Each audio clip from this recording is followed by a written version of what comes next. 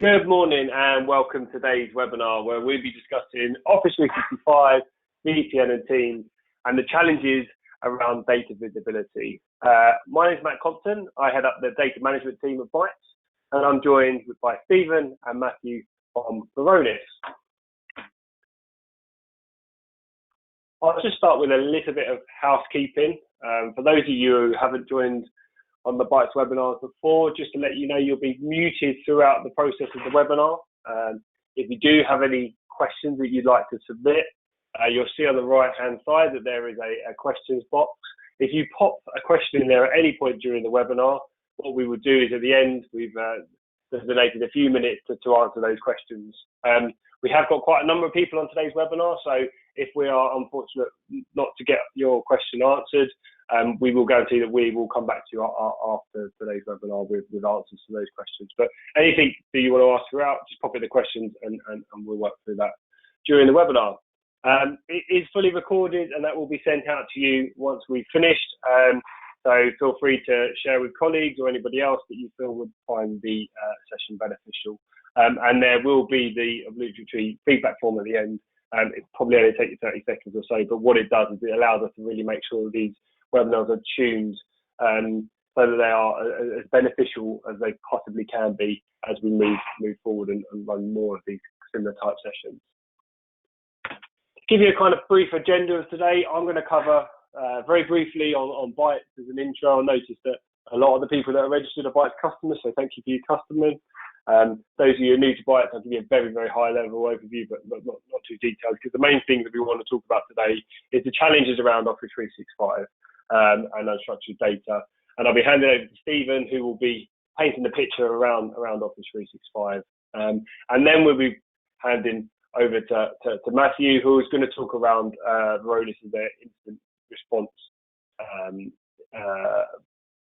services they have all around kind of threat detection and the offerings that they have in that area. And as I said, we'll then revert back and I'll be back on and I'll host the Q&A, and whether they're geared towards Bytes or the Varonis guys, we'll make sure that we get as many of those questions answered as we possibly can.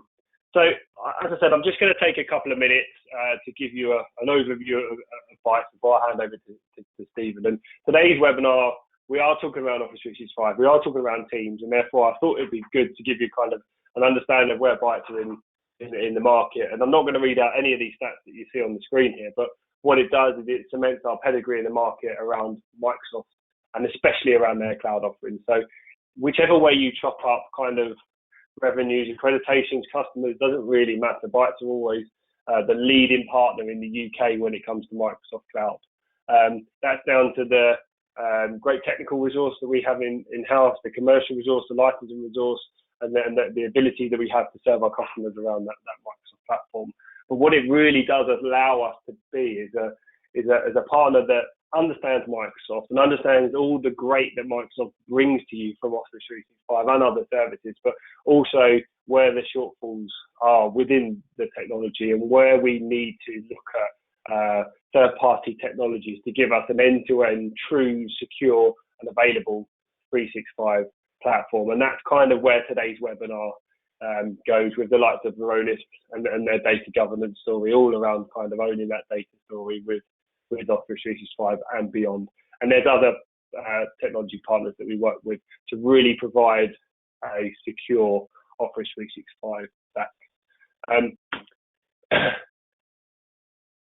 Just a slide here that kind of talks around all the key business unit areas that we have within Bytes as a business. So again, not going to drill into any of these too specifically, but with all of the areas that you see on the screen there, we have products, we have license, we have pre and post sales resource, on top of the 150 or so account managers that we have servicing our customers. So hugely scalable partner with a huge amount of resource to really make sure that when you're speaking to Bytes, you're speaking to the right people and intelligent people that really do understand the market. And for those of you are or aren't aware, we've recently gone for a merger. So as up to kind of February this year, you would have had Bytes Software Services and Bytes Security Partnerships in the UK. We're now one entity, which is brilliant, right? Because we're all under the same banner, and we now become this hugely scalable partner in terms of the volume that we have and the different kinds of technology that we work with. Microsoft, key example, but the likes of AWS and the data center and everything else that we talk about. But also we have under the same banner within Bytes in the UK is this hugely credible security business of around about 70 heads, where we offer things around cyber consulting, right through to kind of post-sales support, where we even offer kind of third, second, and third line support with a number of key technology areas that we work with for our customers. Varonis being one of those examples where we have in-house technical capabilities to really provide you that value-add service rather than just kind of providing you with that license. We want to make sure that you get the most out of those technology investments. So as I said, I didn't want to go too much detail, but kind of give you a bit of an overview of Bytes. So hopefully that gives you enough. If you don't know Bytes and you want to know more, please reach out to us, and we're more than happy to do that. But on that, what I will do is I'll pass over to Stephen, and then I'll be back on at the end to do the Q&A.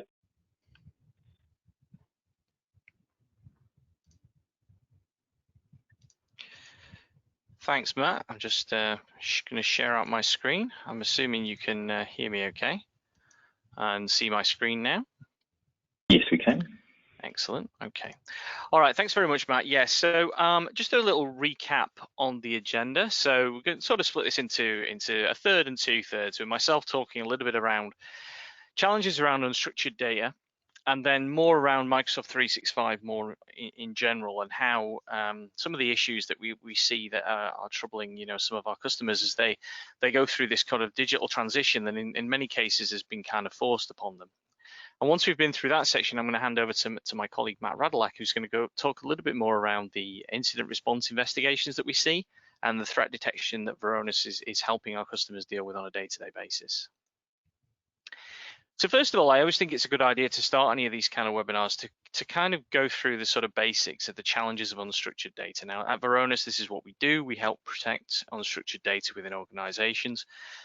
And regardless of the vertical, regardless of whom we're talking to, a lot of these challenges appear, fairly universal. And we first sort of like put it out there as kind of a series of questions. Can you answer these in a way that would make everyone sat around the table from legal, compliance, IT feel particularly comfortable? And in most cases, when we start talking to prospects, the answer to that is no. And fundamentally, this comes down to, where is our sensitive data within the organization? What is our sensitive data? A lot of organizations have been through a process of looking at, say, things like GDPR, but have we gone to that sort of next level where we understand we're all PCI data, we're all PII data, we're all data that's just important to us as a business, our crown jewels within the organization, where they are, and fundamentally also then who has access to them? And if we don't know who has access to them and where that sensitive data is, how can we reduce risks? How can we get down to that kind of level of least privileged access? And as we look to move to, say, the cloud and leverage sort of Microsoft 365 and those technologies in there, such as SharePoint and Teams, how do we make sure that the right data is going over there and the right people have access to it? And so these fundamental questions around the location of data and who has access to it are a pretty good place to start. We then look at sort of building on that as well and saying, okay, well, if we don't know where our sensitive data is, how can we then prove to anyone that it's in the right place and the right level of access has been applied to it? How can we fulfill things like internal and external audits, data subject access requests? And a fundamental question which a lot of organizations struggle with is, do we still need this now in the pre-GDPR days? A lot of organizations would just keep everything. They would either archive it or leave it in place, and effectively it would grow and grow and grow. And the solution was generally to just add more storage. But since GDPR, obviously you have to have a reason to keep a lot of this data. And so again, what we're looking to do here is understand where that data is, how old it is, what use is it to the business. And in that way of understanding that data and the user access to it, be able to answer these internal and external audit questions. Moving on from that then, if we understand the data and where it is and what it is, and we understand that the user behavior is appropriate, we can start to answer those compliance questions. We can then start to look at if anything happens to that that's outside of the norm. So if you can't baseline what normal behavior is on a piece of data, how would you ever be able to detect an insider threat or malware or ransomware that's inside the organization, if it managed to get past some of those edge technologies around device and server antivirus, etc. So we look to really understand and baseline what normal looks like in the environment. And by baselining what normal looks like, we can very quickly tell then, against threat models that I'm sure Matt will go into in a lot more detail, what it looks like when things start to happen that are abnormal. And how can we make sure that we can track and trace user access to data from the cloud, back down to on-premise and back up again. So we have that full 360-degree view of what's going on within our environment. Finally, the last one I want to touch on quickly is then this idea of then remote working.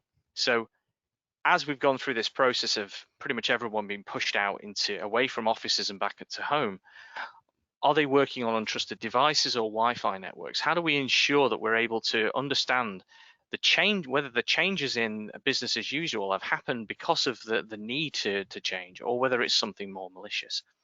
Again, what Varonis is aiming to do is do everything from the lens of unstructured data, classify the document, understand the users and groups, and basically just be able to understand the access control and what is happening to that data in order to address any one of those use cases that we talked about before. The end result being, of course, a lockdown, least privilege model on the sensitive data and the ability to be able to understand and react to any sort of malicious activity within your unstructured data environment. Now, this becomes even more important when we start to think about moving towards adopting something like Microsoft Teams. And we've seen that, we've gone through a bit of a digital transformation at speed over the last few months, where what would have taken perhaps 6 months, a year, or 2 years of planning has been forced upon a lot of organizations. And Teams has led the way in this. It's obviously a platform for communication in the way that we're doing now, for video conferencing, calling. But it adds a lot more of that, and it adds a way of sort of a virtual office environment where users can collaborate. And it does so not by being a data store in itself or even a new platform. It does so by leveraging the platforms that exist within Office 365. And it takes on the sort of capabilities that exist in Exchange Online, Azure AD, OneDrive, SharePoint Online, etc., and builds a unified client framework on the top. So you get the best user experience for your collaboration and productivity, while not having to go in and create an entirely new platform. But what really happens when you create a team is that a lot of services are built at the back end. First of all, we create an Office 365 group, which is a service of Exchange Online. That creates subgroups in Azure Active Directory, which enable you to do authentication and access. Then we have a team site that's created at the back end of every SharePoint Online, a team site in SharePoint Online created at the back end of every team by default. And this is where all the documents that you are going to create new or migrate from on-premises data stores are going to live. We also then use mailbox and calendaring services within Office 365 as well as a whole host of other services that teams can take advantage of. One of the things that a lot of people don't realize, though, is through that creation, permissions are basically flat by design. So when I create my team, I only have owners and members. And so any file that's created in that team site is effectively open to everyone. And that can be a real problem for things like oversharing, because a team may morph in what it's trying to provide. And if you add someone in, say an external user on day one of the team's creation, that user may have been appropriate on day one when they were reviewing a document. But as more and more documents are added, this becomes more and more problematic. Does that user still need that access? Added to this is then this concept of private channels, where Microsoft have tried to give you more flexibility around security and grouping in teams to move away from that flat structure. But every time you create a private channel, which enables you to have a subset of the, say, 10 members of the team, only 5 of them can access a particular area with files and other chat facilities in there. That creates another SharePoint Online site, and you can have up to 30 of these per every team environment. These sites are invisible to admin, and they're also invisible from the team, from the SharePoint side of Teams as well. So you start to build up this whole host of additional SharePoint sites, which can be extremely problematic. And as you get through the process of using this more and more, the scale increases, you get more and more team sites, you get private channels, and before you know it, you've got hundreds or thousands or even tens of thousands of team sites to manage, each one having multiple SharePoint sites at the back end. And this is a real problem when it comes to answering those questions we started with, which is who has access, where is it, where's my sensitive data, and so on. So as we try to boil this down, we really need to understand that activity in Microsoft Teams cannot be just viewed in a single location. We have to be able to understand and know what to look for in multiple different locations, including Teams itself, Azure AD, SharePoint Online, OneDrive for Business, Exchange Online, and other areas as well.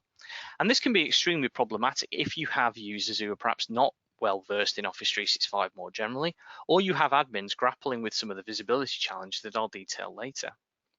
Likewise, sharing happens a lot in this environment, and that's good, right? We want people sharing and collaborating on documents. But being able to audit your configuration against the number of users who have access to documents in an ever-changing environment as the scale grows is extremely problematic.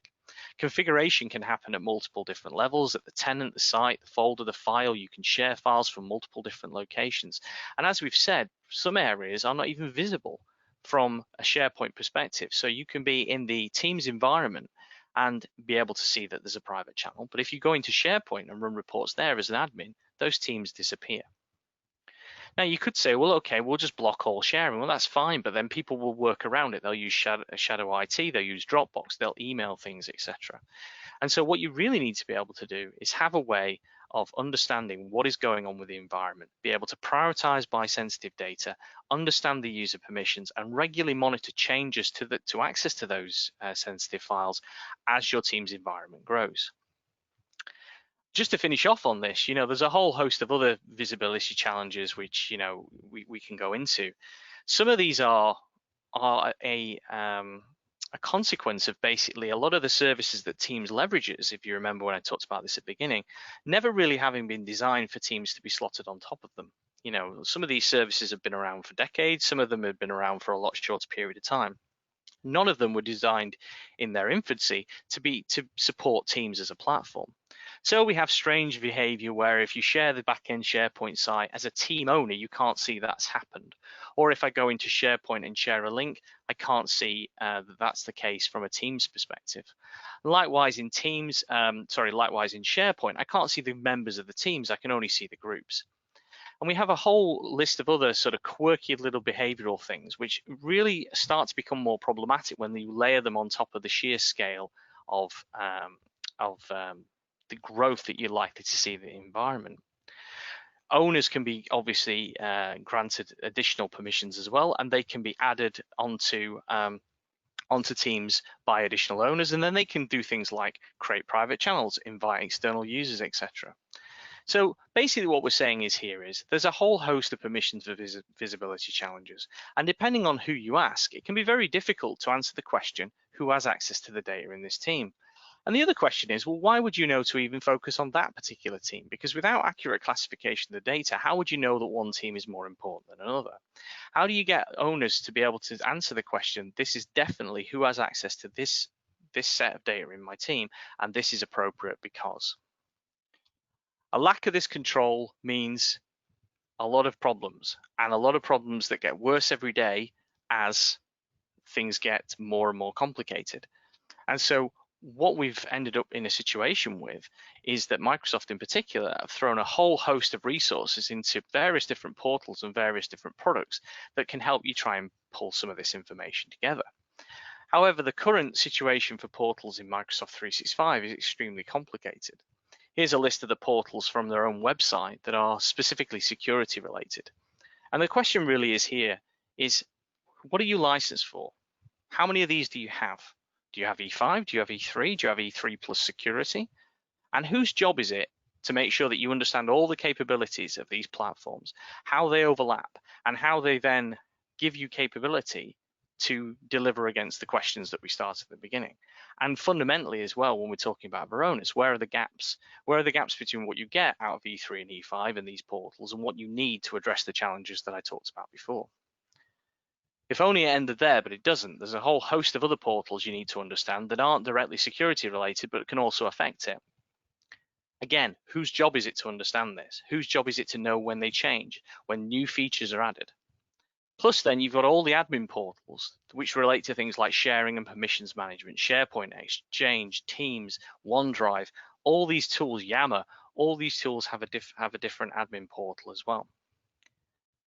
So to summarize, what we end up in a situation with is we have a fantastic platform in Microsoft 365 with great market leading collaboration technologies.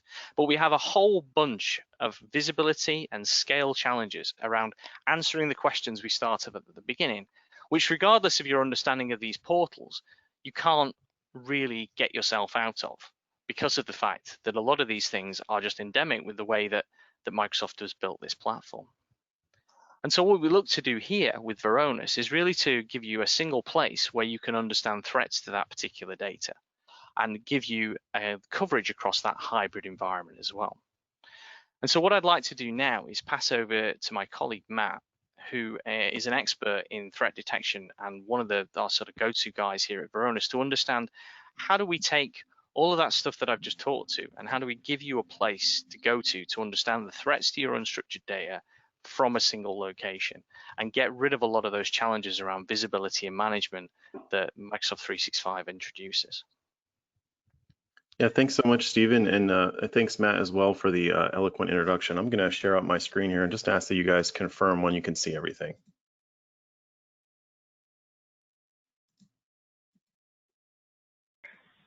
That's come through. And you guys can see my presentation okay? Yep. Yes. Awesome. I'm really excited to speak with this audience today, really to kind of tie everything together that we've been talking about so far. You've got Bytes, one of the world-class partners that we have in the UK, leading cloud provider. We've had Stephen, our Office 365 SME, talk to you about some of the challenges in Office 365. And what I want to do is give you an operational lens into what we at Varonis see from an incident response, from a threat detection and response standpoint, specifically around so far this year. What kind of threats, what kind of attacks are we helping customers and organizations thwart in 2020? So just to give you guys a little bit of background, my name is Matt Radulek, Director of Security Architecture and Incident Response at Varonis. I lead a team of over 20 different security professionals, all as a value-added resource for our customers. And I'll talk to you a lot more about the Varonis customer experience at the end of my presentation.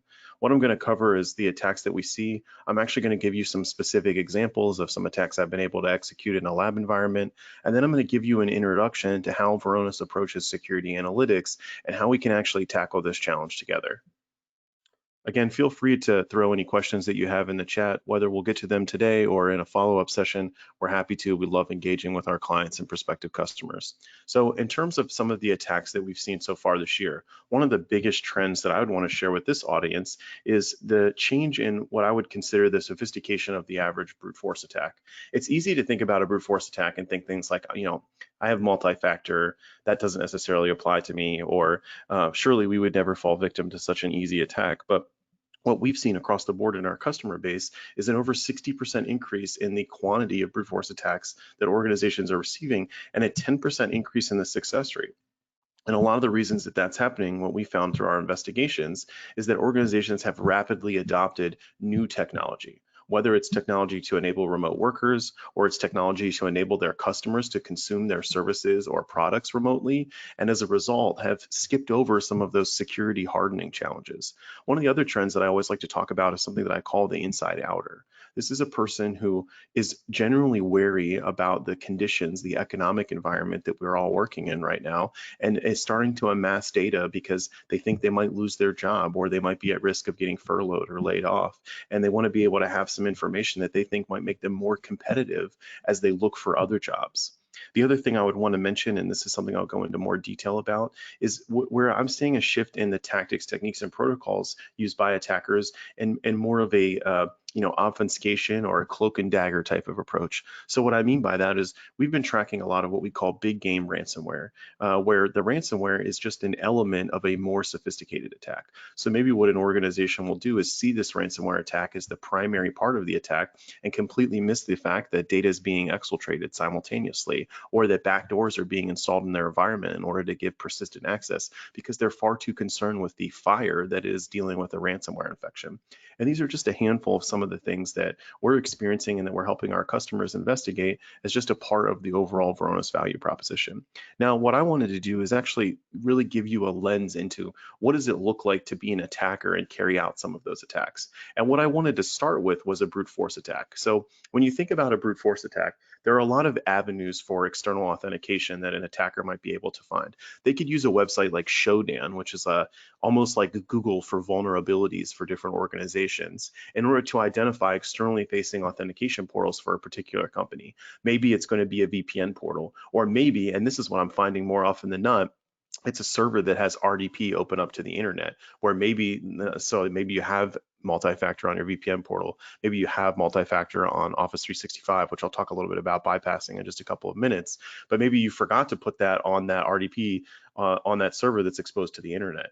And these are all different authentication portals that attackers are going to take advantage of. Now, the reason I mentioned Showdown before, I would actually, as long as it's not blocked at your organization and you have permission to, do some I'd call it some red teaming reconnaissance. Feel free to check out Showdown and even Google your own company's name. You might find that you have some servers or services that are exposed to the internet that you didn't know about. This is a free tool, completely available, just like, again, like a Google search for different vulnerabilities. And what it's going to do is show you that there are trends that are happening as well. So in about March or April of this year, Showdown published some information that there was a rapid increase in the amount of RDP servers opened up to the internet in general, really confirming what we were seeing from an investigative standpoint, that organizations are acting kind of hastily to deploy this remote work technology and might be skipping over some of the basic hardening techniques. And so if an attacker wants to take advantage of that, what they could do is just use a password dictionary, and they could do something like write a script in order to go at one of these web-facing front ends. And that's what I'm showing you right here. I'm actually going to be brute forcing a Junos Pulse VPN, where I'm going to be attempting various different usernames and various different passwords until I'm able to find one that is able to successfully authenticate via the web API on that. And once I'm able to do that, then I can get in and impersonate that user. Maybe it's a Citrix front end, and I'm going to be able to spin up a Citrix session. Maybe it's a end user's desktop or a server farm that I'm going to be able to connect into. Either way, it doesn't take a lot to deploy a script in order to guess different credentials and then eventually get yourself an interactive session on a desktop, a workstation, or a virtual machine inside of that environment. And this is really the most prevalent attack that we see. A lot of our customers, even when they're trialing our software, will identify a brute force attack that they didn't even know about. I'd say in about 50% or more of our evaluations, we're identifying an attack like that. In addition to that, there are other things that you might want to be concerned about in the same lens, right? The other big thing, and I'm sure all of you have seen some sort of, we found a cure, or sign up for a vaccine here, or, oh, you forgot to pick up a package and click on this link in order to retrieve your package or track your information on your package. All these different phishing campaigns that are coming out. And what a lot of people don't realize is that phishing isn't always necessarily about just capturing credentials or getting someone to visit a website and divulge information. Sometimes what's happening in a phishing email is there's some malware that might be encapsulated inside of that document that then establishes a command and control session. And that's something that you need to be concerned about. You need to be looking for, what I'd call it, boxes or computers inside of your environment that have been compromised, or another word I might use for that is popped, that are reaching out over the internet to one of these malicious domains. What we see a lot is where attackers will leverage DNS as a channel for that command and control, because DNS is largely an unmonitored portion of a network. A lot of DNS traffic gets to flow freely from inside to outside of an organization. And I just want to show you like a quick example of what that might look like. This is an actual phishing email that one of our customers received from something that looked like it came from the World Health Organization. Though if you look closely, you could probably tell that it's probably not legitimate. However, due to the fact that people are generally a little bit more vulnerable to this topic right now, people are falling for this. People are going to click on documents like this, they're going to fall for it, and then what's going to happen on the attacker side is that attacker is then going to be able to get access to that computer to be able to remotely run commands. And that's what I want to show you. Over on the right side of the screen, what you'll see is a interpreter session inside of Kali Linux. So that's a hacker flavor of Linux. Inside of that, I'm running something called the Metasploit framework. Particularly, I'm using a commandlet called the Meterpreter, which is their command and control framework that's built into that. Anyone that's attending this webinar today, if this is somewhere where you have no expertise, I guarantee you, as long as you have the ability to stand up a VM, which if you don't, you can figure that out on YouTube in a couple of minutes, that within a day, you'd be able to do exactly what I just did. Craft a phishing email, watch some YouTube videos on how to use Metasploit, set up a Meterpreter, and have your very own command and control session. Now, I don't endorse that. I don't encourage you to do that because it's highly illegal. However, if you have the ability to do it, it isn't that hard, especially if you do it in like a controlled lab environment or you have permission to do it on your own customer environment. And this really is how easy it is for attackers to just get that first initial foothold inside of your environment, right? They just need one person to click on one phishing email and allow one exploit to gain control of their machine, and then they're going to be able to send and receive commands. The other thing that often comes up when I'm meeting with organizations from an architectural perspective is the belief that having multi-factor authentication enabled is like the holy grail of security, right? You'll never be compromised after that. And it's a strong control. I don't want you to walk away from this presentation today thinking that multi-factor is not a strong control. I just don't want you to think that it's the be-all, end-all of security controls. It is a strong control, but it can be bypassed. Not only can it be bypassed by the essence that not every single authentication portal that you have exposed to the outside world, like RDP, would have MFA enabled, but in addition to that, it's even possible to trick someone into visiting a fraudulent logon page and replay their credentials. And that's especially prevalent inside of Office 365 specifically. So what we're going to do, and what I'm going to demonstrate to you pretty quickly, is how I'm going to be able to get someone to go to a fake Office 365 logon page. They're not going to really know that it's any different. They're going to input their credentials on it. But what's actually going to happen is I'm going to be replaying that on my attacker machine. And then I'm going to be grabbing that cookie that gets delivered through to that end user. And I'm going to reuse that cookie on my own machine in order to impersonate that user. Simultaneously, what the user is going to experience is the user is also going to successfully authenticate to Office 365. So I'm going to have access to Office 365 at the same time that they do.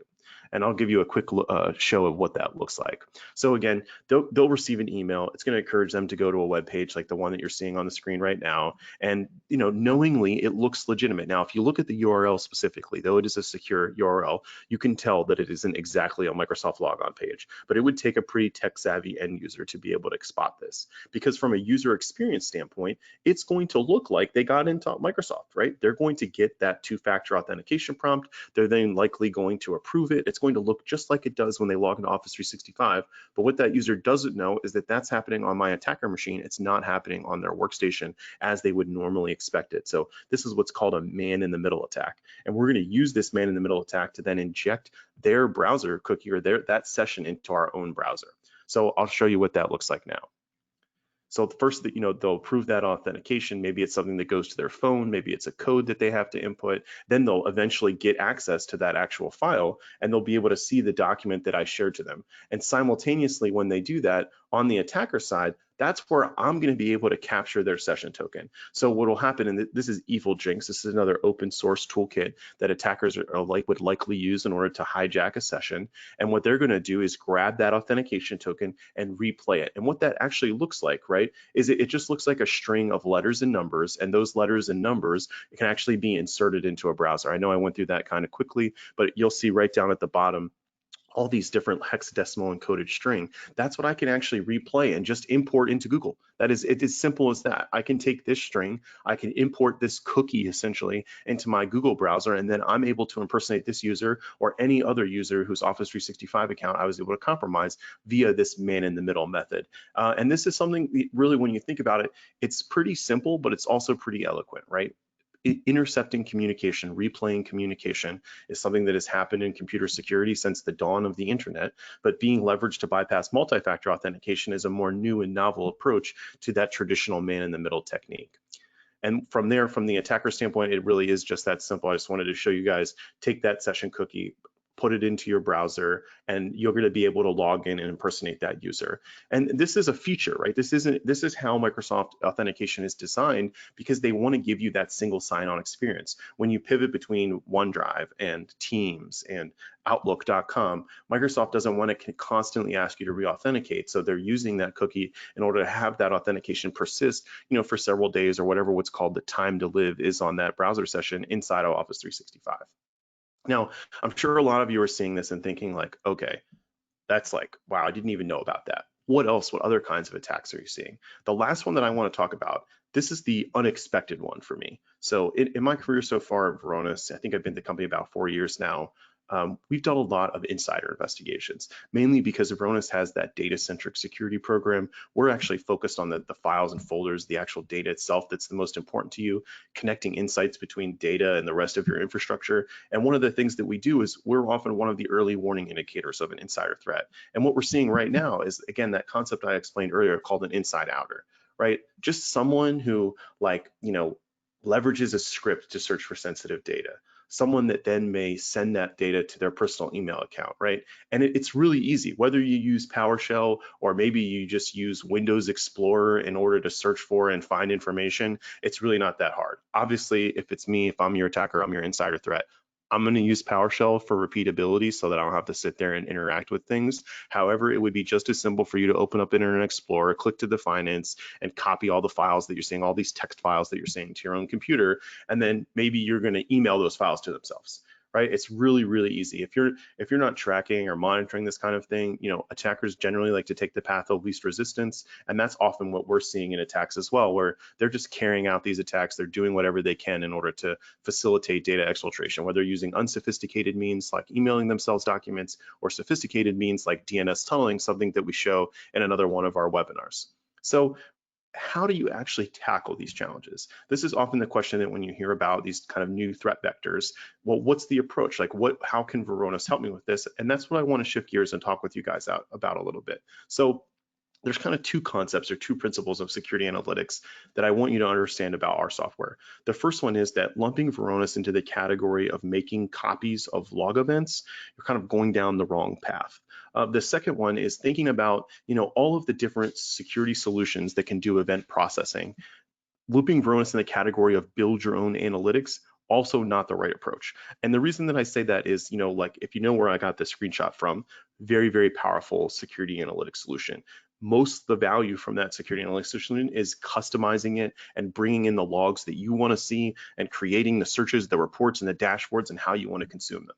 And that's great. I think every organization should have a capability like that. But what about the hard part, right? What about actually detecting threats, building these correlation rules? That's something that Varonis does out of the box. And that's why we're such a huge value add to an organization that may already have heavy investments or no investments in security analytics or in event analytics. So what we're going to do is we're going to collect events from the key data stores in your environment, as well as connected pieces of your infrastructure. And we're able to do that oftentimes without having to install any endpoint agents across your environment. So a lot of what we do is simply getting events from different systems and connecting the dots between different pieces of information. But what makes us really special and unique, and if I have any data science fans out there on the phone, this is where you'll want to pay attention. We're considered a semi-supervised machine learning platform because we add data to the data that we collect before we process them with machine learning algorithms. And that's probably my favorite part about Varonis. What I mean by that is we add more columns to those logs, right?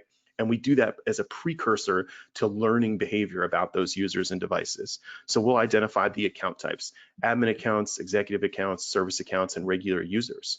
If you heard Steven talk about why finding the sensitive data is so important, it's not just important so that you could know who's accessing what sensitive data and where that sensitive data might be at risk from an architectural standpoint, from a permission standpoint. It's also really important so that if you're presenting a log event or a security event on that piece of information, like a spreadsheet that contains identity records, that a security analyst or investigator that's reading that event understands that that event is on sensitive data, because that ultimately will change their risk level and change how they're going to treat an incident that involves that particular file or folder.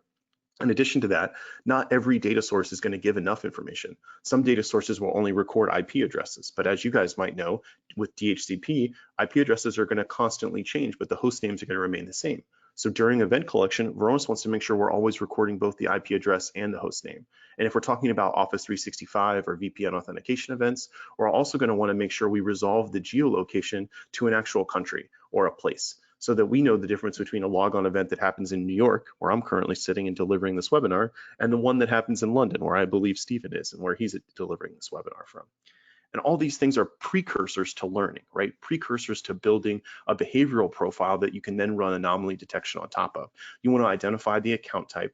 You want to identify the devices that a user typically works from, both from a data access and an authentication standpoint. You want to identify where they typically log on to the network from, and also do peer analysis based on all that information. In addition to that, you want to use the fact that Varonis has fully interrogated all of your data to understand, well, what data does that user normally use? How much of it do they use? How much sensitive data do they access? How much idle data? So how often are they touching data that they don't normally touch? All of these different qualifiers are going to help you then build profiles and alert on when users start to do things differently, when they're starting to use different devices, log in from different places, services, behave in a way that are unlike their peers, or just access data or devices that they don't typically access. And then you can leverage insights like, did the events that led up to that alert happen inside or outside their normal working hours, in order to identify if that is something that you need to further escalate or maybe open up an incident investigation on.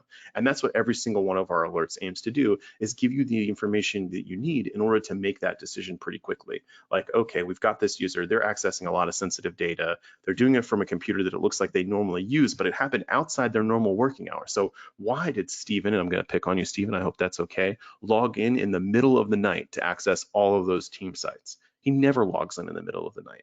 That's an indicator of an insider threat. That's something that we want to tell you about, whether that alert is about access to data, access to devices, or even unusual DNS queries. And this is all aimed in order to cut down the amount of time it's going to take for you to identify an insider threat or a cyber attack. And the other thing that I wanted you to walk away from this webinar and understand was that in order to accomplish that, you're not alone.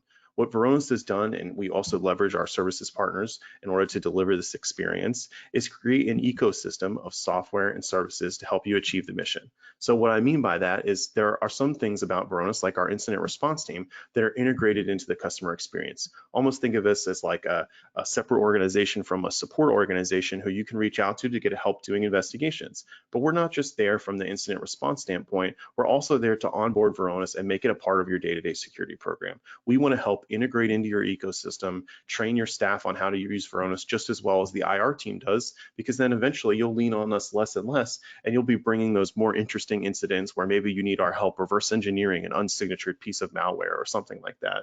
And those are all a part of our services suite that we aim to deliver for you to have a great experience in being a Varonis customer, alongside all the training that we provide, our support organization, our customer success organization, our account teams that are all a part of your day-to-day life at Varonis. And so that's really one of the messages that I want to leave you guys with, which is that we're here to help.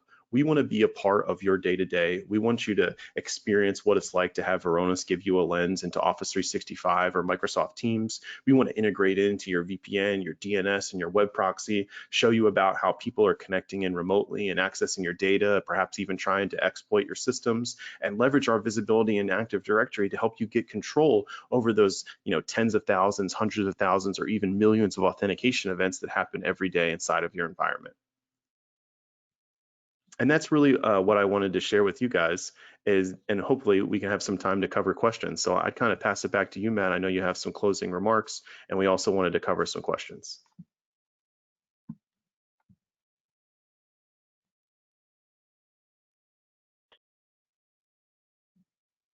So you should now be able to see my screen. So thanks, Matt. Thanks, Stephen.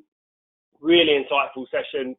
Really, really useful. I found that really interesting and engaging. And you just look at the kind of attendees, and we had actually nobody drop off. So very, very engaging session. So thank you very much for that. So as I said at the start, there is a questions box on the right-hand side. So if you do have any questions, there's a couple that have come through. So I'll start by reading those out. But if you do have any, then just pop it in there, and we'll start to go through those questions. So first one's come through probably towards your session, instant response session, Matt. It says, how will this integrate into my current alerting platform? Yeah, that's a great question. So we have a pretty flexible integration model in that we have certified integrations with all the major SIM solutions or next-gen SIMs, or kind of the hybrid SIM UEBA solutions. And then we have a pretty flexible API to integrate into systems where we may not have those certified integrations.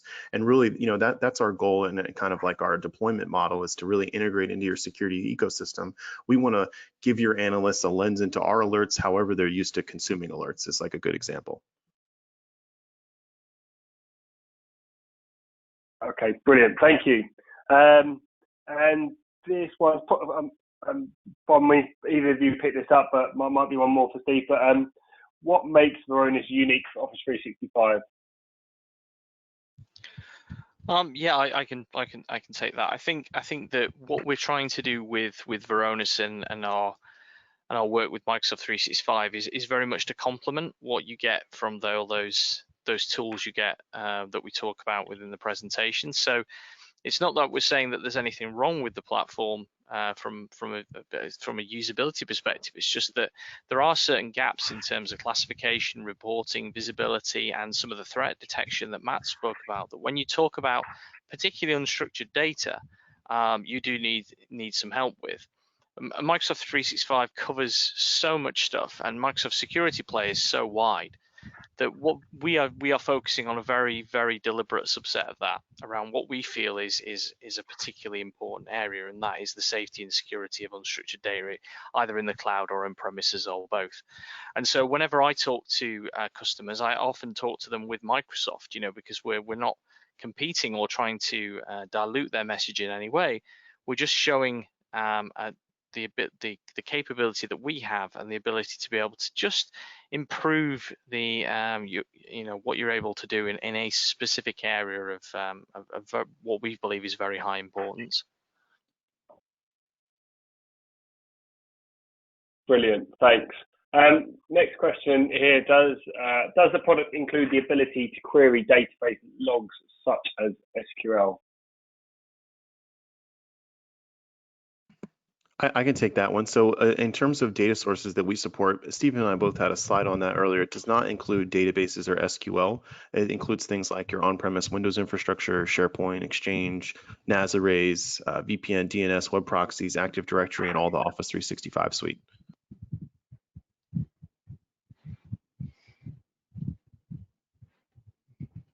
Okay, thanks. Okay, I'm just waiting for it to come through. Cool. Is there a roadmap to support other security SaaS providers such as Cisco, Umbrella, Mindclass, Cloud AV portals, etc.? There is a roadmap. We would need to have, we're a publicly traded company, so we would need to be under NDA to discuss futures. But if that's something that you're interested in, definitely ask the Bytes team to set up a follow-up session with us, and we can talk about what our plans are and make sure we have the paperwork in place to go into all those details. Okay, great. And then another one here that's probably more geared to myself. So how do you ensure you're making the most out of the various portals and capabilities available on your Office 365 licensing tier before then looking at third party like Varonis? So speak to Bytes. We offer 365 assessments where we would look at what licensing option you've got, whether it's E3, E5, run through all the capabilities that you are running, whether you've got that deployed or just access to the license. And then the specialists that run those sessions will be able to talk to you around what is available from the Microsoft platform and when to engage partners like Varonis, depending on specific to your environment. So yeah, reach out to Bytes and on the Tell Me More at bytes.co.uk email address on the screen or via your account manager, and there's Office 365 assessments that we run.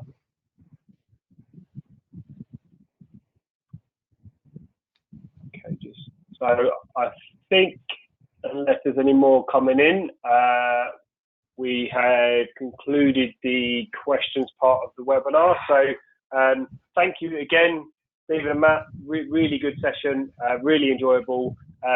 It has been recorded. It will be sent out to you along with the feedback form. Feel free to share amongst your colleagues, or if you missed any parts, then obviously you can use that to recap. But thank you for joining. I'm sure you did find it useful, and I look forward to seeing you on a future webinar with Bytes. Thank you, and enjoy the rest of your afternoon.